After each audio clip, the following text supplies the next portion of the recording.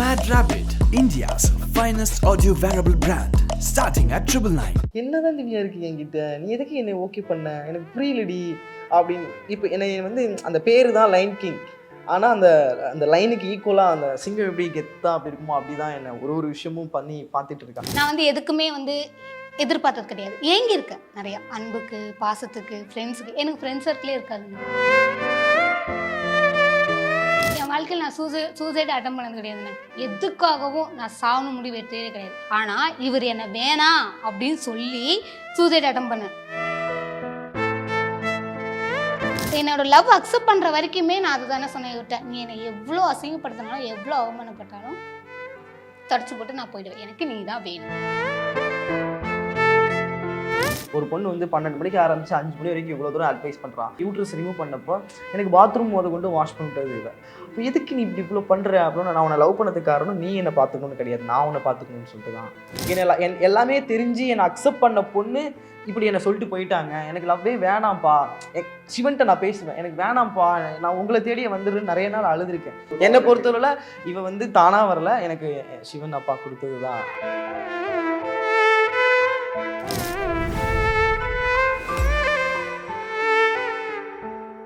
ஆரம்பத்தில் இந்த fire spark எல்லாம் வந்திருக்கும். வந்தக்கப்புறம் இவர் சில விஷயங்கள் கோத்ரூ பண்ணியிருப்பாரு. அதே மாதிரி இவங்களும் நிறைய விஷயங்கள் கோத்ரூ பண்ணியிருப்பீங்க. வேலண்டைன் வீடியோலாம் பார்த்தேன், வெறுப்பாய் கடுப்பாய் பேசினது அதையும் பார்த்தேன். அதுக்கு முன்னாடி நடந்த சில சம்பவங்கள் பார்த்தேன். இவர் துணி துவைக்கிற வீடியோலாம் பார்த்தேன் நான். அதாவது வந்து நிறைய விஷயங்கள் பண்ணுறாருப்பா உங்களுக்காக. சொல்லுங்கள், இது 2 பேருக்கும் எவ்வளோ கொடுப்பேன், இவருக்கு இவங்க கிடைச்சது அவங்களுக்கு இவங்க கிடைச்சது அப்படின்னா. ரொம்ப பெரிய அதான் சொன்னேன், கண்ணை மூடி திறக்கிறதுக்குள்ளே இமேஜின் பண்ணிட்டு போயிட்டாரு அந்த சிவன். நான் ஏற்கனவே ஏதோ சேனலில் சொல்லியிருக்கேன், நான் என்னன்னு தெரியல, ஞாபகம் இல்லை. நான் வந்து எனக்கு விவரம் தெரிஞ்சதுலேருந்து எனக்கு இந்த மாதிரி ஒரு ஹார்மோன் ப்ராப்ளம் இருக்கிறதுன்னு, எனக்கு இந்த மாதிரி ஒரு விஷயம் இருக்குதுன்னு எனக்கு தெரியுது. அப்போ நான் வந்து கண்ணை மூடி தூங்குவேன். தூங்கி காலைல எந்திரிக்கிறப்போ எனக்கு வந்து நான் ஃபுல்லாக பையனாக இருக்கணும். அதாவது நான் அப்படி இருந்தப்போ நான் சின்னதுலேருந்தே சொல்கிறேன், விவரம் தெரிஞ்சதுலேருந்தே நான் ஃபுல்லாக பையனாக இருக்கணும். ஒரு நாளும் தூங்கும் போதும் இந்த விஷயம் ரொட்டீனாக நடந்துக்கிட்டே இருக்கும். இது எனக்குன்னு இல்லை, என் கம்யூனிட்டி எல்லாருக்குமே இந்த விஷயம் தோண்டிகிட்டே இருக்கும் போல இருக்கும். ஏன்னா எல்லாருக்குமே இருக்கும்ல, ஒரு சிம்டம்ஸ் இருக்கும்ல, அது மாதிரி என் கம்யூனிட்டிக்கு இந்த மாதிரி ஒரு விஷயம் இருக்குன்னு எனக்கு தோணுது. நான் சொல்கிறேன், கண்ணை மூடி தூங்கிட்டு அந்த நாள் வந்து நான் இதே கற்பனையில் தான் போயிட்டுருக்கோம். நம்ம காலைல கண்ணை திறந்து பார்ப்போமா, நமக்கு வந்து ஃபுல்லாக பையனாக இருக்கணுமா, எப்படி இருக்கும் அப்படின்னு சொல்லிட்டு கடவுளே சிவனப்பா சாமி இந்த மாதிரி நான் இருக்கணும் அப்படின்னு நான் ஒரு நாளும் வேண்டுவேன். அதே மாதிரி கண்ணை மூணுன எனக்கு டாப் சர்ஜரி பண்ணி பையனாக வந்து நின்னேன். அதே மாதிரி தான் எனக்கு கல்யாணமே வேண்டாம், நான் காசி ராமேஸ்வரம்னு வந்துடுறேன், உங்களை நோக்கியே வந்துடுறேன், என்னை எல்லாருமே ஏமாத்துறாங்க, எல்லாமே தெரிஞ்சு என்னை அக்செப்ட் பண்ண பொண்ணு இப்படி என்னை சொல்லிட்டு போயிட்டாங்க, எனக்கு லவ்வே வேணாம்ப்பா, சிவன்கிட்ட நான் பேசுவேன், எனக்கு வேணாம்ப்பா, நான் உங்களை தேடியே வந்துடுறேன்னு நிறைய நாள் அழுதுருக்கேன். இந்த மாதிரி எல்லாருமே என்னை வந்து வெறுக்க தான் செய்கிறாங்க. இங்கே யாரும் என்னோட கஷ்டத்தை புரிஞ்சிக்கவும் கிடையாது அப்படின்னு நான் சொல்லும்போது கண்ணை மூடி திறக்கிறதுக்குள்ள இவங்க வந்துட்டாங்க. ஸோ அப்போ சிவனை கும்பிட்டா எவ்வளோ விஷயம் அற்புதமாக நடக்குது இல்லையா? அவங்க யோசிக்கிறாங்க, ஏன்னா நான் வந்ததுக்கு சிவனுக்கு என்னப்பா சம்பந்தம், அது கனெக்ஷன் இருக்குது. அதனால தான் நான் சொன்னேன், உண்மையாக ஒருத்தவங்களை நேசிச்சோம்னா அது விஷயம் நடக்கும் அப்படின்ட்டு. எனர்ஜிக்கு ஒரு என்னை பொறுத்தவரை இவ வந்து தானாக வரல, எனக்கு சிவன் அப்பா கொடுத்தது தான். சொல்லுங்க மேம், நீங்கள் தான் சொல்லணும். நான் வந்து எதுவுமே எக்ஸ்பெக்ட் பண்ணலண்ணா. எனக்கு வந்து எதிர்பார்ப்புகள் அப்படின்னு எனக்கு கிடையவே கிடையாது. நான் சின்ன வயசுலேருந்தே அது ஒரு பழகின விஷயம். அது நான் வந்து எதுக்குமே வந்து எதிர்பார்த்தது கிடையாது. ஏங்கி இருக்கேன் நிறையா, அன்புக்கு, பாசத்துக்கு, ஃப்ரெண்ட்ஸுக்கு. எனக்கு ஃப்ரெண்ட்ஸ் சர்க்கிளே இருக்காதுன்னு. ஓகே, இல்லை நீங்கள் இப்போ சொல்லும் போது கூட நான் இப்போ பாய் ஃப்ரெண்ட் மேலே வந்துட்டு கடுப்பு இருக்குன்னு சொன்னீங்க, சித்தப்பா மேலே பெரியப்பா அப்படின்ற மாதிரி ஒன்று சொன்னீங்களே, ஏன் அவங்களால ஏதாவது பாதிக்கப்பட்டிருக்கீங்களா? அவங்களால செக்ஷுவல் ஹராஸ்மெண்ட் நிறைய பண்ணியிருக்காங்கண்ணா. அதனால எனக்கு பிடிக்கல. அப்போத்துலேருந்தே நான் வந்து அப்பா அம்மா இல்லாத போகிறதுனால கொஞ்ச நாள் என் சித்தப்பா வீட்டில் இருப்பேன், கொஞ்ச நாள் என் பெரியப்பா வீட்டில் இருப்பேன், அப்படி தான். ஏன்னா பாட்டி வந்து ஃபுல்லாகவே பார்த்துக்க மாட்டேன், அவங்க வேலைக்கு போகிறாங்க. நான் பிறந்து 3 மாதத்துலேயே அப்பா அம்மா இறந்துட்டாங்க போது கை குழந்தை எனக்கு. நான் ஸ்கூல் போகணும், பார்த்துக்கணும் அப்படின்னும் போது கரெக்டாக நான் 7th ஸ்டாண்டர்ட் 8th ஸ்டாண்டர்ட் படிக்கும்போது என் சித்தப்பா வீட்டில் இருந்தேன். அப்போது என் சித்தப்பா பயங்கர குடிக்காரு, பயங்கரமாக குடிப்பார். அவர் பொண்டாட்டிக்கும் பொண்ணுக்கும் வித்தியாசமே தெரியாது, அந்த மாதிரி நடந்துப்பார். அங்கே அப்படி நடந்ததுனால என் பாட்டிக்கிட்ட வந்து சொன்னேன். என் பாட்டிகிட்ட வேணாமாம்மா, நான் அம்மா தான் கூப்பிடுவேன், வேணாம்மா நான் அங்கே போகல, அவங்க கூடயே இருக்கிறேன் அப்படின்னு. அதுக்கப்புறம் ஒரு 1 இயர் பாட்டியோட இருந்தேன். அதுக்கப்புறம் பாட்டிக்கு உடம்பு சரியில்லாமல் ஆயிடுச்சு. பெரியப்பா வீட்டுக்கு கூப்பிட்டு போனாங்க. பெரியப்பா வீட்டுக்கு கூப்பிட்டு போனால் பெரியப்பா அங்கே போனால் அங்கே அவரை ஒய்ஃபை தவிர்த்து நிறைய கேர்ள்ஸ் அவருக்கு அஃபேரில் இருக்கிறாங்க போல். பெரியம்மா வீட்டில் இருப்பாங்க, வெளில போனால் நிறைய கேர்ள்ஸ் அவங்களோட இருப்பாங்க. அப்படின்னும் போது ஒரு நாள் என்னை காரில் கூப்பிட்டு போனார் வெளில. அவங்க இன்னொரு கேர்ள்ஸோட இருக்கும்போது கூப்பிட்டு போனார். கூப்பிட்டு போகும்போது நான் இங்கே உட்காந்துருக்கேன், அவங்க பின்னாடி உட்காந்துருக்காங்க. இப்படி இப்படி இப்படி அப்படி பண்ணுறாரு. எனக்கு புரிஞ்சிச்சு. ஓகே இவர் வேறு ஏதோ நம்மக்கிட்ட எதிர்பார்க்குறாரு அப்படின்னும் போது அங்கேருந்து மறுபடியும் வெளில வந்து பாடிட்டு இருந்து என்னால் முடியலம்மா விட்டுருமா என்னையே வச்சுக்கோ இல்லை என்னை சாவடிச்சு கூட போட்டுருமா எனக்கு வேண்டாமா அப்படின்னு கூட நான் சொல்லியிருக்கேன். அதுக்கப்புறம் தான் என்னை திரும்பி ஹாஸ்டலில் சேர்த்தாங்க. அப்புறம் ஒரு 4 வருஷம் ஹாஸ்டலில் இருந்தேன். ஏஜ் அட்டன் பண்ணேன். அப்புறம் வீட்டுக்கு கூப்பிட்டு வந்தாங்க. அதுக்கப்புறம் மறுபடியும் பாட்டியை படிக்க வச்சாங்க. அதுக்கப்புறம் இடையில பாட்டிக்கு உடம்பு முடியல. அது 10th நான் ஸ்டாப் பண்ணிட்டேன். 10th மேலே நான் படிக்கல. அதுக்கப்புறம் டிப்ளமோ போட்டேன். ஐபிடி போட்டேன். பிரிண்டிங் டெக்னாலஜி போட்டேன். அதுவும் பாட்டி தான் எல்லாமே பார்த்துக்கிட்டாங்க அப்படின்னும் போது அதுக்கப்புறம் எனக்கு யார் மேலேயும் ஆம்பளைங்க மேலே வெறுப்பு தான். அவங்கள பார்த்தாலே நான் இப்பயாவது இவ்வளோ இப்போ நீங்கள் கேட்டிங்களே என்ன இப்படி அடக்கொடுக்கமாக வந்திருக்கேன். நான் இப்படி அடக்கொடுக்கமாக கிடையவே கிடையாதுண்ணே. ஒரு விஜய் டாலர் ஒன்று போட்டுப்பேன். ஓகேங்களா, விஜய் டாலர். ஆம்பளை பசங்க எப்படி கை ஃபுல்லாக இந்த இதில் 10 விரலையும் ரிங்கும் இருக்கும். ஹியரிங் பார்த்தீங்கன்னா இந்த மாதிரிலாம் போட மாட்டேன். ஸ்டெட்டு தான் போட்டிருப்பேன். ஆம்பளை பசங்க ஸ்டெட்டு போட்டிருப்பாங்க பார்த்தீங்களா, அந்த மாதிரி ஸ்டெட்டு போட்டுப்பேன். ஆம்பளை பையன் ஒரு கேர்ள் இப்படி இருந்தா பசங்க மாட்டாங்க. என்ன நானே கட்டுப்படுத்திக்க ஆரம்பிச்சேன். நான் வந்து கேஷுவலாக பழகிறவன். என்னோட பழகிறத வந்து இவரே திட்டுவேன் நிறைய வாட்டி. நான் கேஷுவலாக பாடா போட ஜாலியாக அப்படி இருந்தவன் நான். அப்போது மற்றவங்க கிட்டேருந்து என்னை நான் காப்பாற்றிட்டேன் அப்படின்னா என்னை நான் ஒரு சேஃப்டி ஜோனில் வச்சுக்கணும். அதுக்கு நான் திமிராக இருக்கணும். இல்லை நான் திமிராக இருக்கணும், இல்லைன்னா உன்கிட்ட சிரித்து பேசணும். அப்போ தான் நீ என்னை விடுவா அப்படின்னா நான் திமிராகவே இருந்துட்டு போகிறேன். சிரித்து போய் உன்னை மலைக்கணும் எனக்கு அவசியம் கிடையாது.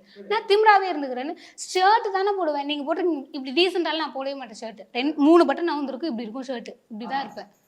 அப்படிதான் இருப்பேன் ஆம்பளை மாதிரி. அப்படியே என்னை சேஃப் ஜோனில் அப்படியே கொண்டு வந்தேன். அதுக்கப்புறமா எல்வின் சார்கிட்ட அசிஸ்டண்ட்டாக சேர்ந்தேன். எனக்கு டான்ஸ் ரொம்ப இன்ட்ரெஸ்ட். சாவில் தெருவில் எல்லாத்துலேயும் இறங்கி அப்படியே தூக்கி வரிஞ்சு கட்டிக்கிட்டு அப்படி ஆடும் ஆம்பளை பையன் மாதிரி. ஒரு வாட்டி வந்து லாரன்ஸ் சார் வந்து கோவிலில் திருவிழா வச்சுருந்தாங்க. அங்கே ஒரு 20 பசங்க சுற்றி நடுவில் நான் மட்டும்தான் கேர்ள்.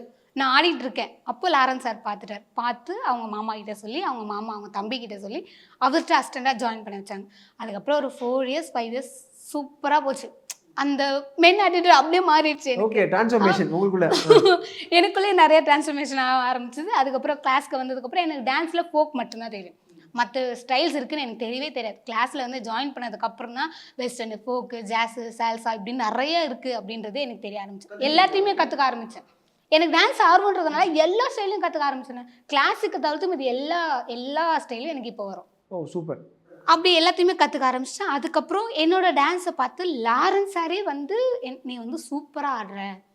என்னோட மூமெண்ட்ஸ் நான் அவரோட மூமெண்ட்ஸ் பார்த்துருக்கீங்களா? சாரோட மூமெண்ட் அவ்வளோ ஒரு இதுவாக இருக்கும். அதை நான் அசால்ட்டாக போடுவேன் சார் மூமெண்ட்டு. அதை அவரை பார்த்துட்டு என்ன மாதிரி ஆடுற, உனக்கு நல்லா டேலண்ட் இருக்குது அப்படின்னு சொல்லி அதுக்கப்புறம் எல்வின் சார்ட்ட சொல்லி எல்வின் சார் எனக்கு சினி பேக்ரவுண்ட் கார்டு எடுத்து கொடுத்தாரு. அதுக்கப்புறம் கிளாஸ்லேருந்து ரினியூ ஆகி அதுக்கப்புறம் ஒரு 15-16 படம் பண்ணேன். அதுக்கப்புறம் வரல. அதுக்கப்புறம் தான் இவரோட பிரச்சனை எனக்கு ஃபோனில் வந்துச்சு. என்ன பிரச்சனை? இந்த love breakup. Okay okay okay. Block பண்ணி வச்சிருந்தாரு. அம்மா ஃபோன் பண்ணாங்க. இவர் ஃபோன் பண்ணல, அம்மா ஃபோன் பண்ணாங்க. அம்மா ஃபோன் பண்ணி இந்த மாதிரி ரொம்ப இருக்காம இவரு சரக்கே அடிக்க மாட்டாரு. நான் லாங் டிஸ்டன்ஸில் எப்பயாவது ஒரு வாட்டி தான் ஃபோன் பண்ணுவேன். பேச விட மாட்டாங்க கேர்ள் ஃப்ரெண்ட். அதனால நான் என்ன பண்ணிட்டு சரி ஓகே நம்ம டிஸ்டன்ஸில் இருப்போம். பிளாக்கும் பண்ணிட்டாரு. சார் ரொம்ப பிஸியாக இருக்காரு லவ் மூடில், நம்ம ஏன் டிஸ்டர்ப் பண்ணோம் அப்படின்னு சொல்லிட்டு. ஆனால் நான் அப்பயும் க்ரஷ்ல இருந்தேன். அடி வாங்கி உட்காந்துருப்பேன். ஆமாம், நான் அப்பயும் க்ரஷ்ல தானே இருந்தேன். நான் அந்த க்ரஷ்ன்றது எனக்கு மாறவே இல்லை. நீ என்னை எவ்வளோ அவாய்ட் பண்ணு, அசிங்கப்படுத்த, அவமானம் பண்ணு, எல்லாமே பண்ணு. என்னோட லவ் அக்செப்ட் பண்ணுற வரைக்குமே நான் அதை தானே சொன்னேன் விட்டேன். நீ என்னை எவ்வளோ அசிங்கப்படுத்தினாலும் எவ்வளோ அவமானப்பட்டாலும் தொடச்சு போட்டு நான் போயிடுவேன். எனக்கு நீ தான் வேணும். அதுதான் எனக்கு இப்போ வரையும் புரியல. நான் எவ்வளோ திட்டினேன் ப்ரோ. நான் வேண்டாம் உனக்கு, நான் வேண்டாம். ஏன்னா நான் அந்த இழந்த விஷயங்கள் அப்படின்னு அந்த பொண்ணுங்க திட்டின வார்த்தைகள் அது மாதிரி வேண்டாம். என்னால் அதை திரும்ப கேட்க முடியாது. ஏன்னா சுற்றி உள்ளவங்க எத்தனை பேர் சொன்னாலும் அதை கண்டிக்கவே மாட்டேன். ஏன்னா என் கம்யூனிட்டியவே இப்படி தான் பேசுகிறாங்க. அதை வந்து இன்றைக்கி நேற்றுலாம் இல்லை, நாங்களாம் காலங்காலமாக திருநங்கைகள் அம்மாவிலேருந்து அப்பத்துலேருந்தே போராடிட்டு இருக்காங்க. இப்படி பேசாதீங்க அப்படி பேசாதீங்கன்னு. இன்றைக்கி என்னால் முடிஞ்ச சின்ன ஒரு போராட்டம் நான் பண்ணிகிட்டு இருக்கேன். இந்த போராட்டம் தொடரதான் போகுது. என்றைக்குமே இவங்க புரிஞ்சிக்க மாட்டாங்கங்கிற ஒரு விரக்தி வந்துருச்சு. அந்த இதில் இருக்கும்போது வேண்டாம் திவ்யா, உன்னையும் பேசுவாங்க, வேணாம் வேணாம் வேணாம் வேணாம், நீ எவ்வளோ திட்டினேன், அசிங்கமாக பேசினேன், அடித்தேன், இந்த மாதிரி எவ்வளவோ பண்ண அவளை. அதெல்லாம் தாண்டி இல்லை நீ தான் வேணும். அதை இப்போ நான் ஒரு சில நேரம் கேட்பேன், என்னதான் திவ்யா இருக்கு என்கிட்ட, நீ எதுக்கு என்னை ஓகே பண்ண, எனக்கு புரியலடி அப்படின்னு. இப்போ என்னை வந்து அந்த பேர் தான் லைன் கிங். ஆனால் அந்த லைனுக்கு ஈக்குவலாக அந்த சிங்கம் எப்படி கெத்தா அப்படி இருக்குமோ அப்படி தான் என்னை ஒரு விஷயமும் பண்ணி பார்த்துட்டு இருக்கா. இப்போ எதுக்கு நீ இப்படி இவ்வளோ பண்ணுற அப்படின்னு. நான் உன்னை லவ் பண்ணதுக்கு காரணம் நீ என்னை பார்த்துக்கணும்னு கிடையாது, நான் உன்னை பார்த்துக்கணும்னு சொல்லிட்டு தான். நீ எவ்வளோ இழந்திருக்க, நீ எவ்வளோ ஏங்கியிருக்க பாசத்துக்காக, அந்த இது எதுவுமே உனக்கு இருக்கக்கூடாது. அஸ் அ ஃப்ரெண்டாக நான் உன்னை பார்த்துருக்கேன். அதுதான் சொல்கிறேன். அந்த ஃப்ரெண்டுலேருந்து நாங்கள் இன்னைக்கு சேர்ந்துருந்ததுனால தான் அந்த அண்டர்ஸ்டாண்டிங் இருக்குது. மேபி நாங்கள் லவ் பண்ணி அப்படி டேரெக்டாக லவ் பண்ணி ப்ரப்போஸ் பண்ணி அப்படி வந்திருந்தா இந்த அண்டர்ஸ்டாண்டிங் இருக்குமான்னு கேட்டால் எனக்கு தெரியல, சொல்ல தெரியல. என்னை பொறுத்த வரைக்கும் என்னென்னா என்னோட மைண்ட் செட் வந்து என்ன, எந்த ஆம்பளைங்களும் சரி கிடையாது. உன்னோட மைண்ட் செட்டும் அப்படி தான் இருக்கும். ஆனால் பொண்ணுங்க அப்படி இல்லை நிரூபிக்கணும்ல. நான் அதுக்கு ஒரு சான்ஸ், அதுக்கு ஒரு வாய்ப்பு. எனக்கு எல்லா பொண்ணுங்களும் அப்படி கிடையாது. நீ தேடி போகிறத விட உன்னை தேடி வர்றது உனக்கு பெஸ்ட்டாக தான் இருக்கும்னு நான் அதை காமிக்கிறேன். என் தம்பி சொன்னான். அவங்க இவ்வளோ தூரம் வந்து உன்னை நீ தான் வேணும் வேணும் வேணுன்றாங்க, ஒரு வாட்டி வந்து அடிச்சு தயவு செஞ்சு போயிரு அப்படின்னு சொல்லி அவங்க வண்டியில் வந்திருந்தாங்க. அவன் வண்டி சாவி மூஞ்சில் அடித்தேன் அம்மா வீட்டிலே அடிச்சு அனுப்பணும்னா இவன் என்ன நினச்சான்னு தெரியல. தம்பி கூட பிறந்த தம்பி தான்.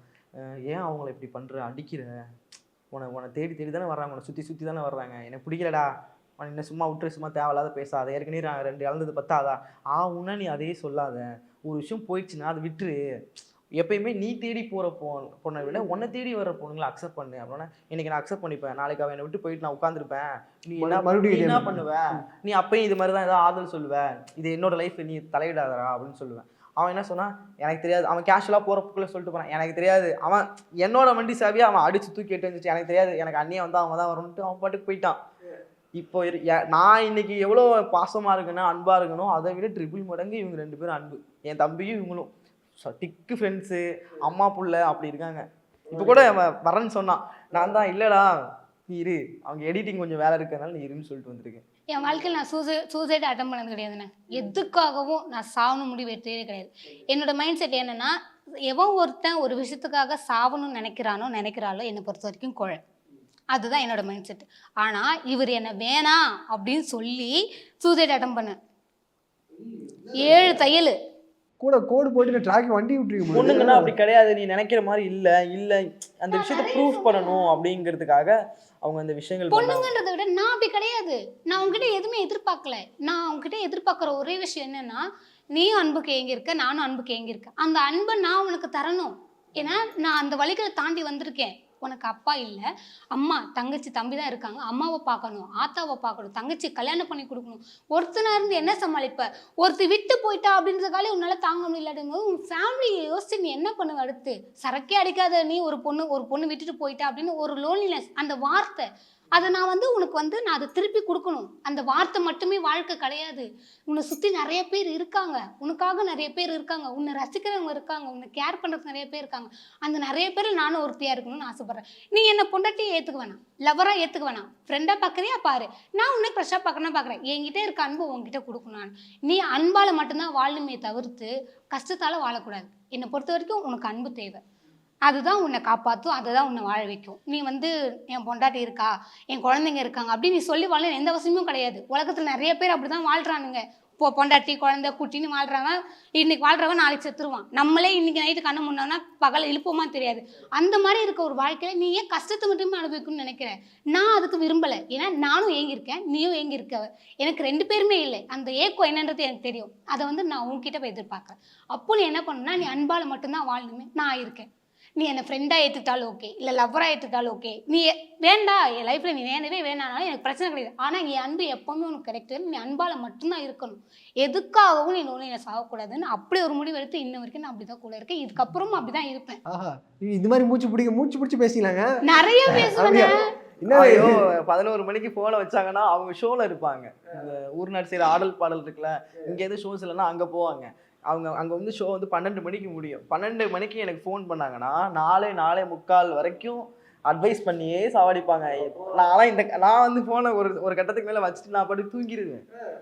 மனிதாபிமானம் இதெல்லாம் வேற பண்ணிருக்கீங்க. அதை காலையில் வேற சொல்லுவேன். நான் நைட்டு எதா இருந்தாலும் உண்மையை சொல்லிடுவேன். நைட்டு நீ என்ன பேசுன திவ்யா, நான் எதுவுமே கேட்கல, நான் இது மாதிரி தூக்கம் வச்சு தூங்கிட்டேன். அப்படியாடா, தூங்கிட்டியா, சரி கிளாஸ் எடுத்து அப்பெல்லாம் எனக்கு மண்டையில ஏறல ப்ரோ. ஆனால் அவங்க களத்தில் இறங்கி எனக்கு ஒரு விஷயம் வந்து செய்யும் போது தான் நான் அதை அனலைஸ் பண்ண ஆரம்பித்தேன். இவங்க வந்து சும்மாலாம் வந்து பேசலை. ஒரு பொண்ணு வந்து 12 மணிக்கு ஆரம்பித்து 5 மணி வரைக்கும் இவ்வளோ தூரம் அட்வைஸ் பண்ணுறான். இங்கேருந்து உடியாடுறான். ஏன்னா இவங்க வீடு ஆவடி, அங்கேருந்து இங்கே தாம்பரத்துக்கு உடியாடுறா. சும்மா கிடையாது. டைமில் எனக்கு ஏதாவது ஒரு ப்ராப்ளம்னா கூட உடியாருவா. அதேமாதிரி எனக்கு சர்ஜரி யூட்ரஸ் ரிமூவ் பண்ணப்போ எனக்கு பாத்ரூம் முத கொண்டு வாஷ் பண்ணிவிட்டது இவ. ஏன்னா அம்மாவால் அந்த சுச்சுவேஷனில் ஒரு 3 நாள் தான் இருக்க முடிஞ்சுச்சு, அதுக்கு மேலே இருக்க முடியல.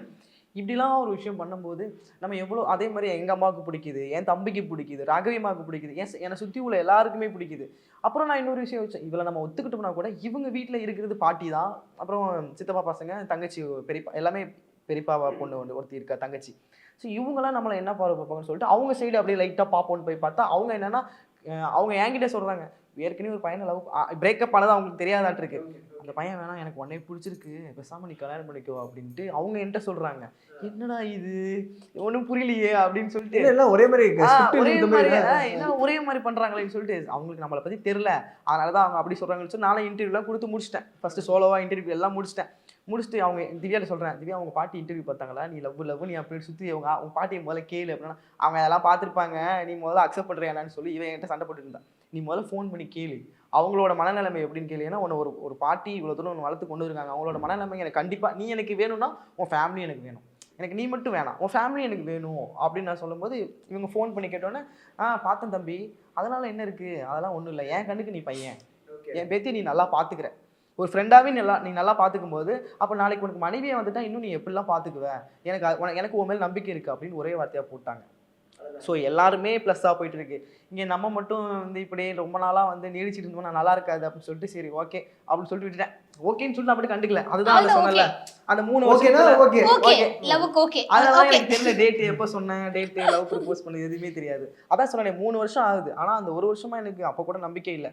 சும்மா அப்படியே ஏனோ தானே நான் அப்படின்னு சொல்லிட்டு போயிட்டு இருந்தேன். ஒன்றுமே கூட்டிகிட்டு போக மாட்டேன், படத்துக்கு கூட்டிட்டு போக மாட்டேன், ஐ லவ் யூ சொல்ல மாட்டேன். இது எப்படி வந்து அந்த பாதிக்கப்பட்டனால கொஞ்சம் அப்படியே தான் இருந்தேன். அப்புறம் போக போக போக போக இன்வால்வ் ஆகி அவங்க ஒரு விஷயம் பண்ணும்போது தான் சரி ஓகே எனக்கு என்ன அறியாமலே அந்த ஒரு ஸ்ட்ராங்னஸ் வந்துருச்சு, மாற்றிட்டாங்க. இப்போ அடுத்த கட்டம் கேள்வியெல்லாம் கேட்பேன். என்கேஜ்மெண்ட் ஆகிடுச்சு, மேரேஜுக்கு கூப்பிடுவீங்கன்னு நான் நினைக்கிறேன். அதுக்கப்புறம் என்னன்னா மேரேஜுக்கு அப்புறம் என்ன சொல்லுவாங்கன்னா குவா பாப்பா தான் இந்த மாதிரி கேட்பாங்க. அது கேட்கும்போது என்ன நீங்கள் டெஸ்ட் டியூப் பேபிஸ் இல்லை அடாப்ட் பண்ணிப்பீங்க அப்படின்னு மாதிரி சொல்லிப்பேன். ஆனாலுமே நிறைய என்ன சொன்னாங்கன்னா அடாப்ட் பண்ணுறதுல வந்துட்டு என்ன லைக் உங்கள் குழந்தை மாதிரி பார்க்க உங்களுக்கு ஒரு மனசு வருமா, ஏன்னா எடுத்தாச்சு ஓகே அப்படின்னும் போது ஒரு பாயிண்ட் உங்களுக்கு தோணும் இல்லை, நம்ம என்னதான் தோணுது இல்லையா. இப்போ நீங்கள் சொல்ல வர்றது எனக்கு புரியுது, இப்போல்லாம் தோணுது இல்லையா. இப்போ உங்களுக்கே தோணும் போது மக்களான நிறைய பேருக்கு இங்கே தோணும். அதனால நாங்கள் ரொம்ப கிளியராக ஒரு டிசிஷன் எடுத்துட்டோம். என்னன்னா இது வந்து இது ஏற்கனவே நாங்கள் சொல்லிட்டோமா என்னன்னு தெரியல, எதுவும் தெரியல. நாங்கள் சொல்கிறேன் என்னன்னாக்கா இப்போ நிறைய பேர் வந்து இந்த மாதிரி குழந்தை இதுதான் பெருசாக இழுக்கிறாங்க, பேசிகிட்டு இருக்காங்க. இன்னொரு விஷயம் என்னென்னா ஒரு கேர்ள் வந்து எனக்கு மெசேஜ் பண்ணியிருக்காங்க, நீங்களா என்ன உங்களுக்கு குழந்தை எப்படி பிறக்கும் அப்போ நீங்கள் என்ன சொல்லுவீங்க, தத்தெடுத்து வளர்ப்பீங்கன்னு சொல்லுவீங்க. இதை தானே பண்ண போகிறீங்க, தத்தெடுத்து வளர்த்தா கூட என்ன பண்ணுவீங்க, நீங்கள் எப்படி உங்கள் குழந்தை மாதிரி பார்த்துக்குவீங்களா, அந்த குழந்தையும் உங்களால் வந்து சீரழியும் அப்படி இப்படிங்கிறாங்க. தத்தெடுத்து வளர்த்தாலும் நீங்கள் இப்படிலாம் பேசுகிறீங்க. டெஸ்ட் டியூப் வச்சு அவன் 10 மாதம் கஷ்டப்பட்டு பெற்றாலுமே நீங்கள் அந்த குழந்தைய எங்களை எவ்வளோ ஒரு நார்மல் பொண்ணே நீ வந்து திருநங்கையா, என்னை லவ் பண்ணுற ஒரே காரணத்துக்காக திருநங்கையான்னு கேட்குறேன். நாளைக்கு அந்த புள்ள பாவம் என்ன பாவம் பண்ணுச்சு, சொசைட்டியில் வந்து அந்த மாதிரி விஷயங்கள் என்னென்ன கேள்வி கேட்பேன், எவ்வளோ அட்டகாசம் பண்ணுவேன், உன் வாயில் நாங்கள் விழுந்த வரைக்கும் போதும், என் குழந்தைங்களாம் விழுவ வேண்டாம். அதனால நாங்கள் எங்களுக்கு தம்பி இருக்கான், எனக்கு தங்கச்சி இருக்குது, இவ தங்கச்சி இருக்குது, அவளுக்கு குழந்தை இருக்குது, என்னோட தம்பி தங்கச்சிக்கு அவங்க குழந்தைங்க எங்கள் குழந்தைங்க.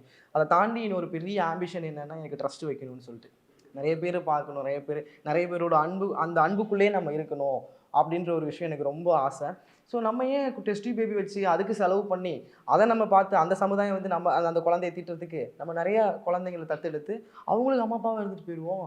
அப்போ மதன் திவ்யா அந்த குழந்தைங்களை பற்றி தப்பாக பேச மாட்டாங்கல்ல, இண்டிவிஜுவலாக ஒரு குழந்தைய பற்றி கண்டிப்பாக பேசுவாங்க. அப்போ 100 பேர் 10 பேர் இருக்கிறப்ப எப்படி பேசுவாங்க, பரவாயில்லையே அவங்க வந்து தத்தெடுத்து வளர்க்குறாங்க இத்தனை பேர், அப்போ ஒன்றுமே பேச்சு வராது. உனக்கு உன் வாயை நான் அடைக்கணும், அதே நேரத்தில் எனக்கும் குழந்தை வேணும்.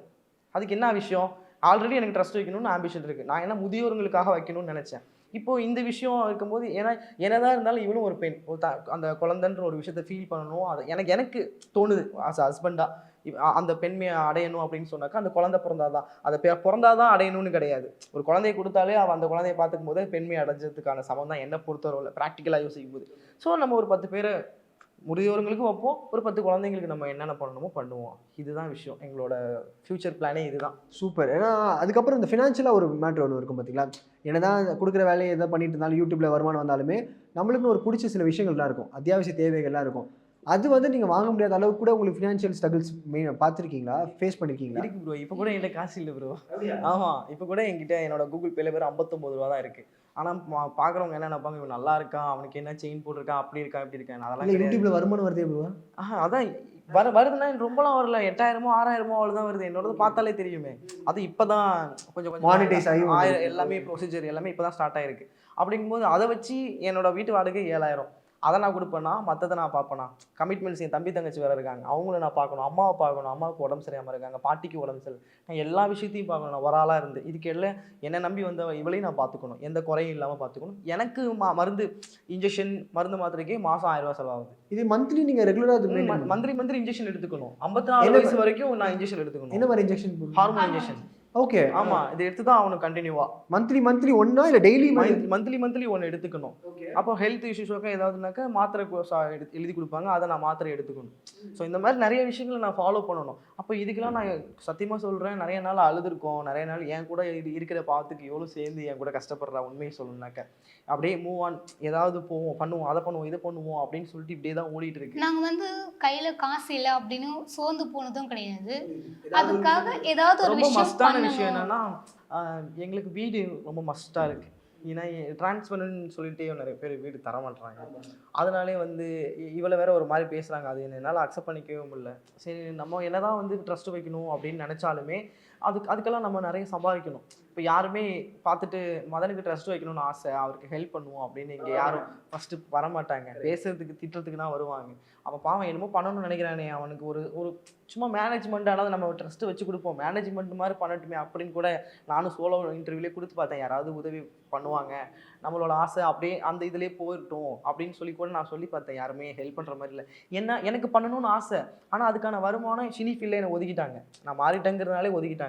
ஈவெண்ட்டு இது எல்லாமே இப்போ எல்லாருக்குமே நான் வந்து என்னோட கம்யூனிட்டிக்கு மோட்டிவேஷனாக இருக்குன்னு சொல்லிட்டு ஓப்பன் அப் ஆகி நான் இன்டர்வியூ கொடுக்க ஆரம்பித்தேன். ஆனால் அது எனக்கு எவ்வளோ நெகட்டிவ் தெரியுமா?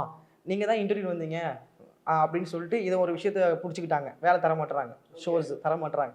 எந்த வேலைக்கு ஒரு பெட்ரோல் பங்கு வேலைக்கு போனால் கூட நீங்கள் தானே இப்படின்னு கேட்குறாங்க. கேட்குறதுனால என்ன ஆயிடுதுன்னா, அதுவா இதுவா இது எப்படி இங்கேருந்து இது மாதிரிலாம் கேட்கும்போது வேலை செய்யணும்னு தோணவே மாட்டேங்குது. இன்னொன்று ட்ரான்ஸ் பண்ணனால ரிஜெக்ட் பண்ணிடுறாங்க.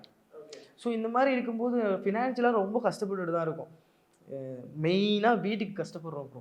ஏன்னா ஹவுஸ்ஹோல்ட்லேருந்து ரொம்ப ப்ராப்ளம் பண்ணிகிட்டு இருக்காங்க. ஏன்னா நீங்கள் எப்படின்னு தெரியாது, நீங்கள் ஏன் உண்மையை சொல்லலை அப்படின்னா நான் என்ன பண்ணுறது?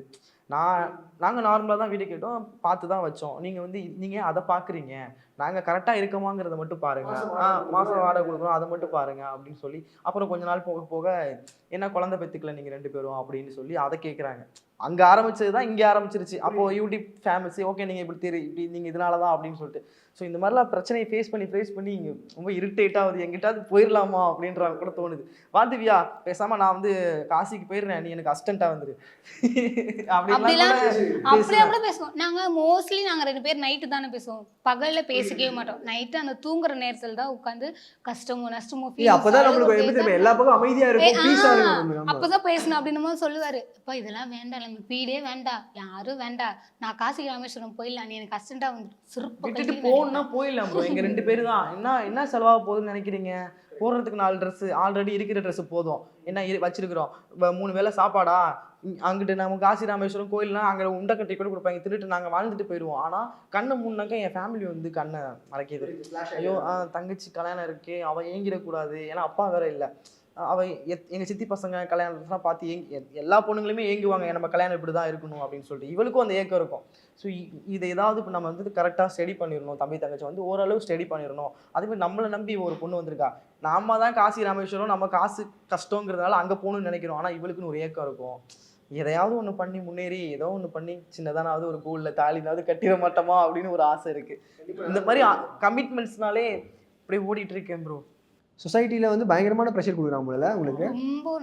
எந்த பக்கம் போனாலும் அணை கட்டுறாங்க. எந்த பக்கம் போனாலும் வந்ததுக்கு காரணம் என்னன்னா மோட்டிவேஷனா இருக்கணும். மற்றவங்களுக்கு வந்து இது ஒரு விஷயம், இந்த மாதிரி ஒரு விஷயம் பண்ணிட்டு இருக்காருப்பா, இப்படியும் ஒருத்தவங்க வந்து ட்ரான்ஸ் பண்ணா மாறி இவ்வளோ ஸ்ட்ரகிள்ஸை ஃபேஸ் பண்ணி இவ்வளோ தூரம் அவர் வந்து இன்னைக்கு டான்ஸ் ஆடுறாரு. சத்தியமா ப்ரோ, நீங்கள் நம்புறீங்களோ நான் இந்த ஃபீல்டுக்குள்ளே வந்து கிட்டத்தட்ட 6 வருஷம் ஆகுது. சர்ஜரி பண்ணி முடிச்சு எல்லாமே கிளியர் ஆகி ஒரு 3 வருஷம் ஆகுது. நான் கிட்டத்தட்ட 5 வருஷமாக டான்ஸ் ஃபீல்டில் நிப்பாட்டி 5.5 வருஷம் கிட்டத்தட்ட ஆக போகுது. இந்த 5 வருஷத்தில் நான் டான்ஸே ஆனதில்லை. ஏன்னா எங்கே வலிக்குமோன்னு பயந்து ஆக்சுவலி நான் டான்ஸர், ஆனால் டான்ஸ் ஆடலாம். ஏன்னா வலிக்குமோன்னு பயந்து இன்னைக்கு வந்து என்ன அவனால் முடியும் பாப்பா, நீ ஆடுன்னு வார்ம் அப் பண்ணி இவ்வளோ தூரம் கொண்டு வந்திருக்காங்க. ஏன் நம்ம ஏதாவது ஒரு விஷயம் நம்ம பண்ணாதான் ஏர்ன் பண்ண முடியும். இப்படியே ஏர்ன் பண்ணாமல் உட்காந்தோம்னா அங்கிட்டு என் தங்கச்சி சாப்பிடாம கிடக்கும், நீ சாப்பிடாம கூட இப்போ நான் இப்படியே தான் எங்கள் நிலைமை இப்படி தான் போயிட்டு இருக்கு.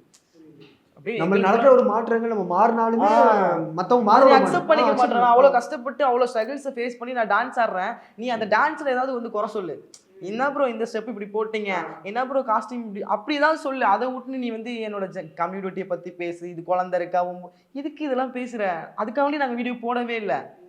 நாங்க போடுறது என்னன்னா எங்களோட டேலண்ட்டை எக்ஸிக்யூட் பண்றோம். நீ அது நல்லா இருக்கா நல்லா இல்லையா, எங்களுக்கு ஏதாவது ஒரு வாய்ப்பு கிடைக்காதா அப்படின்றதுக்காக தான் நாங்கள் மீடியா சூஸ் பண்ணோம். ஏன்னா ஆக்டிங் இன்ட்ரெஸ்ட், எனக்கு டான்ஸ் கிளாஸ் வைக்கணுன்றது எய்ம். எங்கள் 2 பேருக்கும் ஒரு ஒரு தேவைகள் எங்களுக்கு இருக்கு. நாங்கள் அடுத்து போகணும், மோட்டிவ் ஆகணும். எங்களை பொறுத்த வரைக்கும் நார்மல் பீப்புள்ஸ் மாதிரி நாங்கள் இருக்கக்கூடாதுன்ற ஒரு மைண்ட் செட் எங்களுக்கு. நார்மல் பீப்புள் என்ன பண்ணுவாங்க, இப்போ செலிபிரிட்டியாகவே இருக்கவங்களே கல்யாணம் ஆகிற வரைக்கும், குழந்தை பிறக்கிற வரைக்கும், குழந்தை பிறந்து மாமியார் வர வரைக்கும், மாமியார் அக்செப்ட் பண்ணிட்டா நீ வீடியோ போடுவேன், மாமியார் அக்செப்ட் பண்ணிக்கலாம் என்ன பண்ணுவேன், வீடியோ போட முடியுமா, அது உன்னால் நீ நார்மல் லைஃப் போயிடுவேன், உன்னை அப்படியே ஒதுக்கி வச்சிருவாங்க. யாரும் நீ மறுபடியுமே மீடியாவில் வந்தாலும் உன்னை கண்டுக்க மாட்டாங்க. ஆனால் எங்களை பொறுத்த வரைக்கும் நாங்கள் நார்மல் பீப்புள் மாதிரி இருக்கணும்னு ஆசைப்படல. எங்களுக்குன்னு ஒரு இது இருக்குது, ஒர்க் இருக்குது. நாங்கள் அதை மேலே கொண்டு போகணும், எங்களுக்குன்னு ஒரு ட்ரெஸ்ட் வைக்கணும், இல்லை ஒரு டான்ஸ் கிளாஸ் வைக்கணும், இவங்க நல்லா வரணும், அவங்க ஃபேமிலியை நல்லா பார்க்கணும் அப்படின்ற ஒரு மோட்டிவ். ஏதாவது ஒரு ஸ்க்ரீனில் சின்னதாக கூட தெரிஞ்சிட மாட்டோமா, யாராவது ஒருத்தர் வாய்ப்பு இது ஒரு கொடுத்துட முட்டாள்தனமா மாட்டாங்களா? என்னன்னு தெரியல ப்ரோ. நான் நினைக்கிறது முட்டாள்தனமா என்னன்னு தெரியல. ஆனால் ஒரு விஷயம் மட்டும் எனக்கு சினிமாவில் ஏன் ஆசை அப்படி சின்ன பிள்ளைலேருந்து ஆசை வந்துச்சு ஆக்டர் ஆகணும் அப்படின்னாக்கா, என்றைக்குமே இந்த செவுத்துக்குள்ளே கை தட்டினா இங்கே தான் கேட்கும். இப்போ ஒரு 100 பேர் இருக்கிற இடத்துல போய் கை தட்டினா தான் அந்த ஓசை என்னன்னு சவுண்டு கேட்கும். 100 பேர் சேர்ந்து தட்டினா தான் அந்த சவுண்டே என்னன்னு கேட்கும். ஒரு ஆள் மட்டும் தட்டினா கேட்காது. அப்படி ஒரு விஷயத்தை கால்குலேஷன் பண்ணி நான் இங்கேயே இந்த மீடியாவுக்குள்ளேயே நான் வந்து ட்ரான்ஸ் பண்ணால் இப்படி தான் இவ்வளோ ஸ்ட்ரகிள்ஸை ஃபேஸ் பண்ணுறாங்க, இப்படிலாம் இப்போ பண்ணுறாங்க அப்படின்னு நான் இங்கேயே சொல்லிட்டு இருந்தா புரியாது. இதுவே நான் ஒரு ஸ்டாரா, பெரிய ஸ்டார்லாம் இல்லை ப்ரோ, ஏதோ ஒரு ஆக்டரா, நம்ம சொல்ற அளவுக்கு காமெடி ஆக்டரா கூட இருந்துட்டு ஒரு அவார்டு வாங்குறேன்னா அங்கே போய் நான் வந்து ஆக்சுவலாக நான் டிரான்ஸ்மென் இவ்வளோ நான் ஸ்ட்ரகிள்ஸ் ஃபேஸ் பண்ணி இன்னைக்கு நான் வந்து இந்த ஆக்டர் மூலியமாக தான் இந்த அவார்டை நான் வாங்குறேன் இப்படி நான் சொல்லும்போது பரவாயில்லையே, இந்த மாதிரி ஒரு கம்யூனிட்டி இருந்து இவ்வளோ ஸ்ட்ரகிள்ஸை ஃபேஸ் பண்ணி வந்து நிற்கிறாங்க. ஏன்னா திருநங்கைகள் நிறைய அந்த மாதிரி பண்ணியிருக்காங்க. ஸோ அந்த ஒரு விஷயத்த நான் எடுத்துக்கிட்டேன்.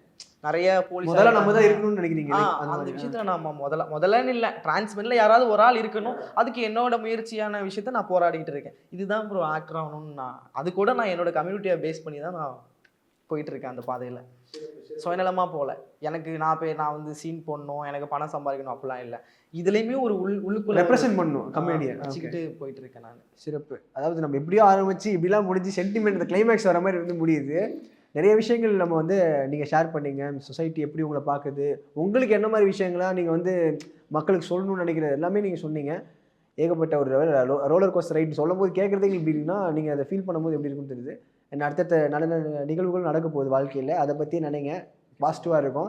அடுத்து ஒரு பெரிய ஒரு அவார்டு ஏதாவது சொல்லுங்கள், பார்த்து நம்ம சந்திப்போம். தேங்க்யூ ஸோ மச் ஒரு வேல்யூபிள் டைம். ரொம்ப நன்றி உங்கள் நேரத்துக்கு. Thank you. Mad Rabbit, India's finest audio wearable brand, starting at 999.